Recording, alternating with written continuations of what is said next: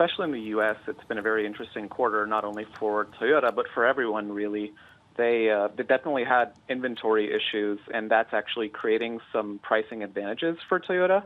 But all in all, just as with every other automaker, it's been a rough quarter for Toyota, a rough quarter for the industry as we navigate through this pandemic. And I think, it remains to be seen how they perform overall for earnings.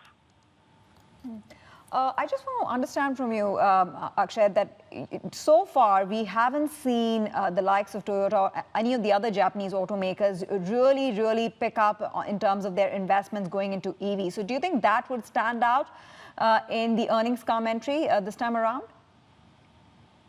Yeah, I know it's something, and we all know it's something that Toyota wants to do. They're getting very invested in EVs. They have a philosophy that they called CASE, which is connected, autonomous, shared, and electric. So obviously electric is one of the pillars that they see for themselves as not only an automotive company, but a mobility company as a whole.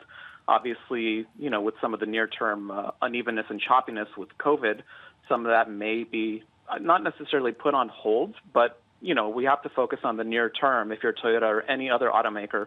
But, medium, longer term, I think electric is a very important part of what Toyota wants to do, and they should be speaking to it. When we see these unemployment figures around the world, but also still in the U.S., I mean, it's pretty worrying. And this gets back to the point about pricing, Akshay, because you're talking about the fact that the inventory holdups actually gave them some pricing power over at Toyota. But does this stay that way? Because you just think with these unemployment levels, it's going to be more difficult for people to purchase big ticket items. It will, and what we're seeing, it's a great point. What we're actually seeing as well is, we've seen some of the new car numbers slowly picking back up. Toyota had a better July than it did, June or May, et cetera. What we're also seeing, though, is strength in the used car market for Toyota and other automakers.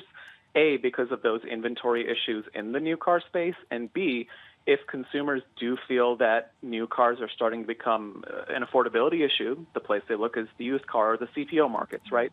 So you could see steam there for sure, and it's something consumers are looking at more and more as the pandemic goes on, as these unemployment numbers remain high.